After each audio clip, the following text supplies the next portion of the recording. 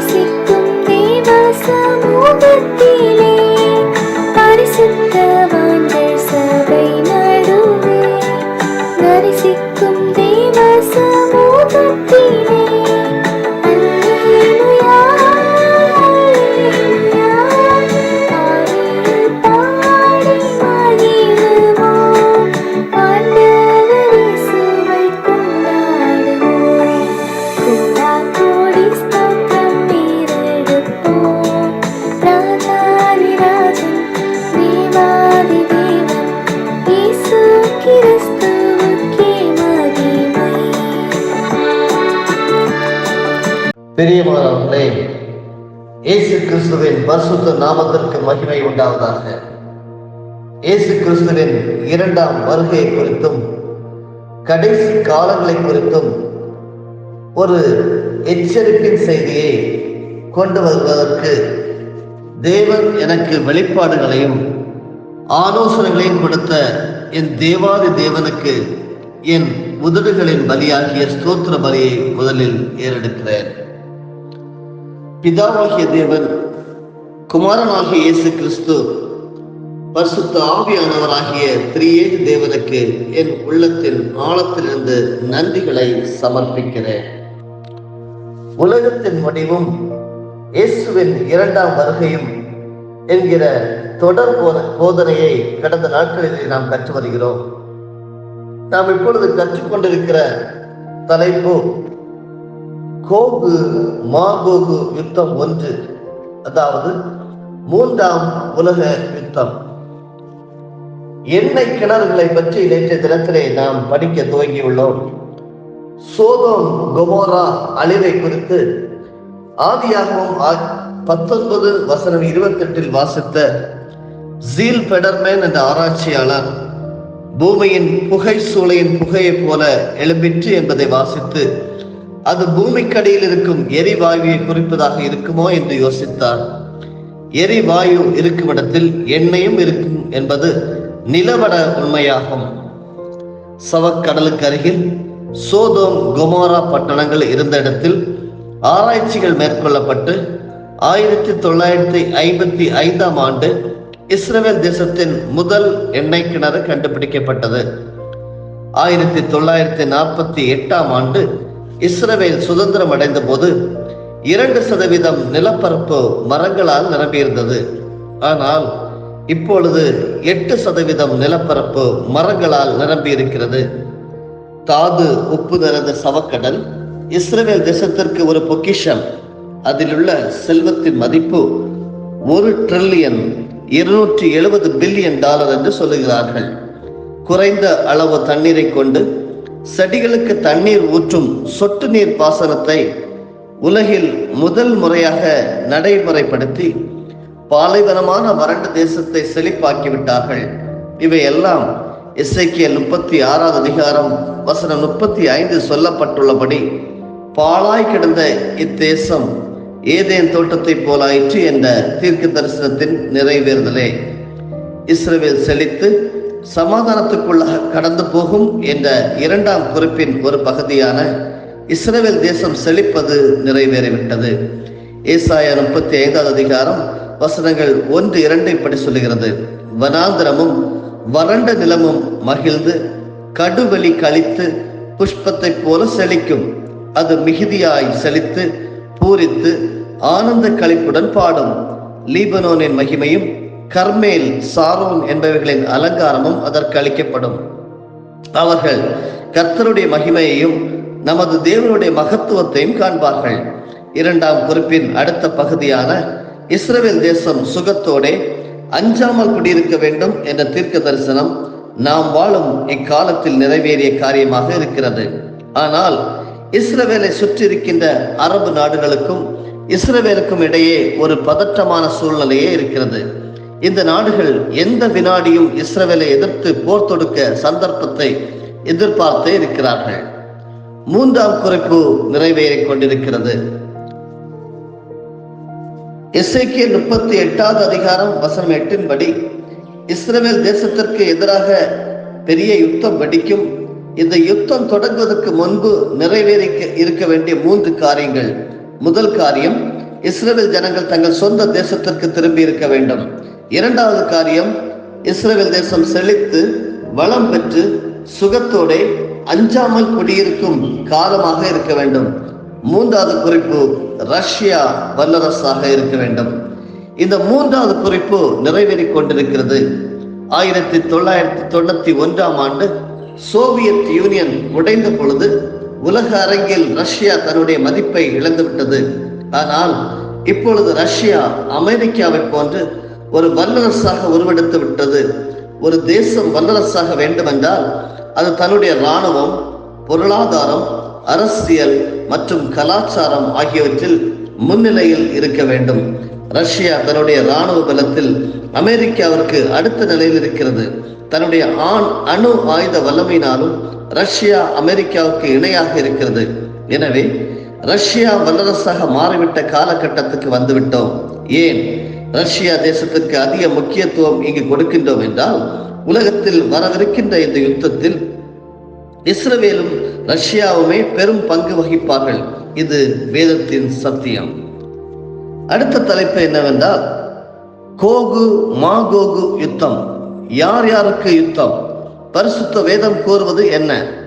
Coco Magog யுத்தத்தில் யார் இஸ்ரவேலுக்கு எதிராக யுத்தம் செய்வார்கள் என்று பரிசுத்த வேதத்தில் எசேக்கியேல் தீர்க்கதரிசி 3 பெயர்களை குறிப்பிடுகின்றார்.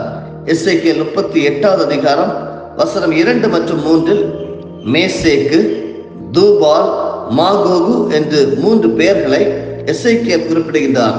இவர்கள் யார் என்று அறிய ஆதியாகமம் 10 அதிகாரம் 2ஆம் வசனத்தை பார்க்க வேண்டும். நோவாவுக்கு 3 புத்திரர், சேம், காம், யாப்பேத். யாப்பேத்தின் புத்திரர் மேசேக்கு, தூபால், மாகோகு. மேசேக்கு, தூபால், மாகோகு ஆகிய 3வரும் உலகின் வடப்பகுதியில் போய் குடியேறினார்கள் என்று பிளாவிஸ் ஜோசப்ஸ் உள்ளிட்ட பல சரித்திர ஆராய்ச்சியாளர்கள் குறிப்பு எழுதியுள்ளார்கள். இஸ்ரவேல் தேசத்தை எதிர்க்க வருபவர்கள் வட திசையிலிருந்து வருவார்கள் என்று எசேக்கியேல் 38 அதிகாரம் வசனம் 15 வாசிக்கலாம். என்ன சொல்லியிருக்கிறது?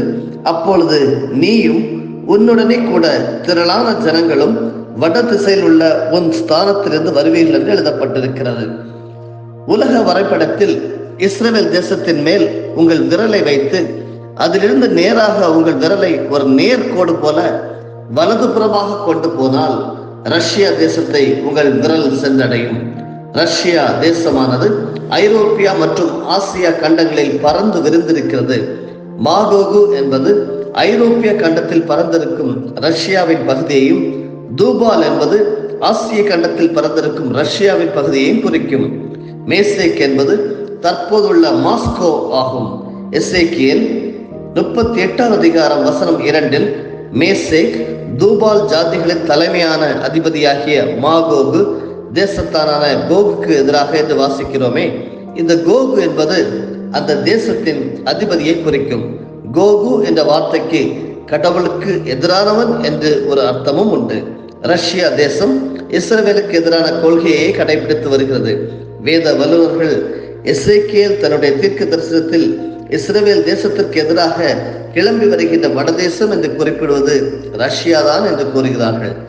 1948 ஆண்டு இஸ்ரவேல் தேசம் உருவாவதற்கு ஆதரவு அளித்து ஐக்கிய நாடுகள் அமைப்பில் UNO ரஷ்யா வாக்களித்தது. ஆனால் அதே ரஷ்யா இப்போது இஸ்ரவேல் தேசத்திற்கு எதிரான கொள்கையை கடைபிடித்து வருவது வேதத்தின் தீர்க்க தரிசனத்தின் நிறைவேறுதலே. வேத வல்லுநர்கள் என்ன பதிவு செய்கிறார்கள் என்றால், ஸ்கோஃபீல்ட் பைபிள் 1909 வெளியிடப்பட்டது. எசேக்கியேல் 38 அதிகாரத்தில் குறிப்பிடப்படுவது ரஷ்யாவை தான் என்று அந்த வேதாகமத்திலே அதன் உரை ஆசிரியர்கள் தெரிவித்துள்ளனர். ஹீப்ரு லெக்சிகான் பைபிள் 1800 வெளியானது. இதன் ஆசிரியர்களும் எசேக்கியேலினால் சொல்லப்பட்ட தேசம் ரஷ்யாவே என்று குறித்துள்ளனர். இவை வெளியான காலத்தில் இஸ்ரவேல் என்ற தேசமே உருவாகவில்லை. அந்நேரத்தில் ரஷ்யாவும் ஒரு தனி வல்லரசாக இல்லாமல் சோவியத் யூனியனுடன் சேர்ந்தே இருந்தது.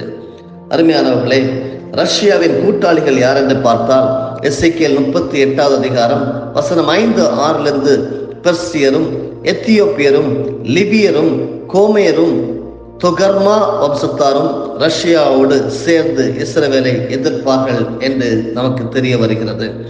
உலக வரைபடத்தில் பார்த்தால் இந்த எல்லா நாடுகளும் இஸ்ரவேல் தேசத்தை சுற்றி கடிகாரம் உள் செல்லும் திசையில், அதாவது கிளாக்வைஸ் டைரக்ஷன்ல இருக்கிறது. சிரியா, லெபனான், ஜோர்தான், எகிப்து, காசா, ஈராக் ஆகிய நாடுகள் நேரடியாக இஸ்ரவேலை எதிர்க்காமல் பார்வையாளர்களாகவே இருப்பார்கள். அன்று பெர்சியா, இன்று ஈரான். அன்று எத்தியோப்பியா, இன்று எத்தியோப்பியா சூடான். அன்று லிபியா, இன்று அல்ஜீரியா, மொரோக்கோ, துனிசியா. அன்று கோமேர், இன்று ஜெர்மனி, போலாந்து, செக்கஸ்லோவாக்கியா. அன்று தோகர்மா, இன்று துருக்கி. அருமையானவர்களே, கோகு மாகோகு யுத்தம் 1 பற்றி நாம் கற்று வருகிறோம். கற்றுத்தந்த பரிசுத்த அவனுக்கு நன்றி செலுத்துவோம். கர்த்தர் உங்கள் ஒவ்வொருவரையும் ஆசீர்வதிப்பாராக. ஆமென். ஜெபம் செய்வோம். நல்ல பிதாவை, பிதா, குமாரன், பரிசுத்த ஆவி எனும் திரியேக தெய்வமே, வணங்குகிறோம், துதிக்கிறோம், ஸ்தோத்தரிக்கிறோம். ஆசீர்வாதமான ஒரு நாளை என்னுடைய கைகளிலே அலங்காரமாக தந்து ஆண்டு கொள்ளுங்கள் என்று சொல்லி தருகிறதே ஸ்தோத்திரம். கற்றுத்தந்த ஆழமான சத்தியத்திற்காக நமக்கு ஸ்தோத்திரம். இதை தொகுத்து பல வேத ஆராய்ச்சியாளர்கள் எங்களுக்கு தந்திருக்கிறார்கள். ஒவ்வொருவரையும் நாங்கள் ஆசீர்வதிக்கிறோம். கேட்டுக்கொண்டிருக்கின்ற ஒவ்வொரு பரிசுத்தவான்களையும் கரங்களை தந்து செபிக்கிறோம். மகிழ்ச்சியின் நாளாக, வெற்றியின் நாளாக, ஜெயத்தின் நாளாக மட்டுமே இருக்கட்டும். இயேசு கிறிஸ்துவின் மூலமே பிதாவே, ஆமென். என் ஆத்துமாவே கர்த்தரை ஸ்தோத்தரி, என் முழு உள்ளமே அவருடைய பரிசுத்த நாமத்தை ஸ்தோத்தரி. என் ஆத்துமாவே கர்த்தரை ஸ்தோத்தரி, கர்த்தர் செய்த சகல உபகாரங்களையும் மறவாதே. ஆமென்.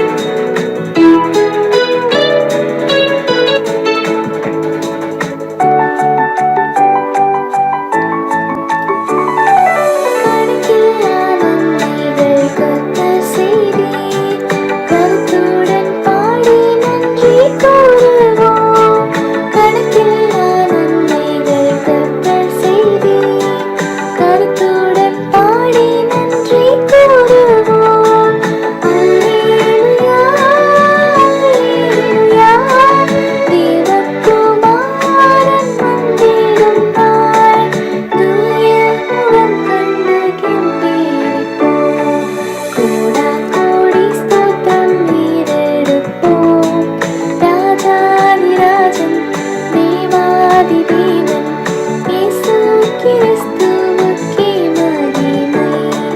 கோடாகோடி ஸ்தோத்திரம் ஏறெடுப்போம். ராஜாதிராஜன் தேவாதி தேவன் இயேசு கிறிஸ்துவுக்கே மகிமை. நம்முடைய ஆண்டவராகிய இயேசு கிறிஸ்துவின் மூலமாக உங்களை நாங்கள் மனமாற ஆசீர்வதிக்கிறோம்.